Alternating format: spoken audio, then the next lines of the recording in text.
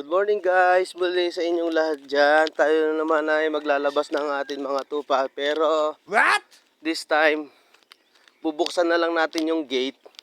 Sila na yung kusang lalabas. Oh my God! Din natin kung anong oras ba talaga sila napasok pagkatapos nilang kumain sa labas. Dati kasi guys, itong mga tupa na to, kailangan pa nilang pastulan dun sa labas.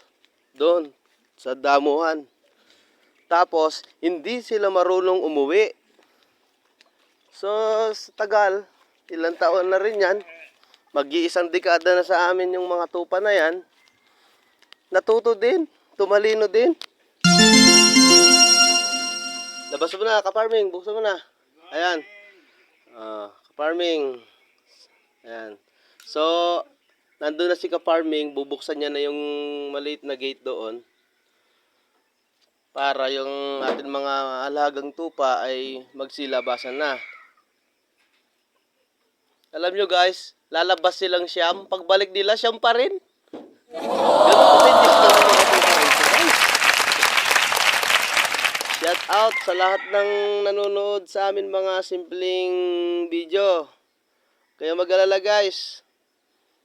Pag umunlad kami, kung sakaling papalarin talaga kami sa aming pagbablog, tutulong din kami guys. Thank you sa mga solid supporter namin dyan. Na-appreciate namin yung inyong pagsuporta sa amin. Hindi man namin kayo nakikita ng personal. Pero alam namin yung puso nyo ay talagang taos puso sa pagsuporta sa amin. Maraming salamat po sa inyong lahat. Sana tuloy-tuloy lang ang pagsuporta nyo sa amin.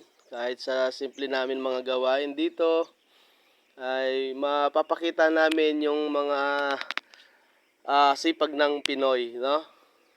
So, ayaw pa nilang lumabas yung ating mga tupa. Natatakot sila kasi malamig pa yung damo. Oh my gosh! Yan.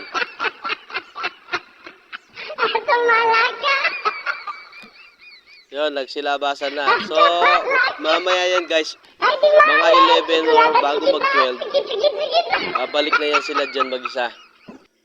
So, dati kasi, trabaho pa yan eh.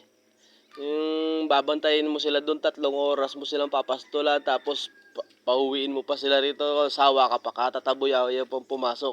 Ngayon guys, kung saan ang pinapalabas tayo pang lumabas, nahiya na rin. Ano sasabi mo? Farming.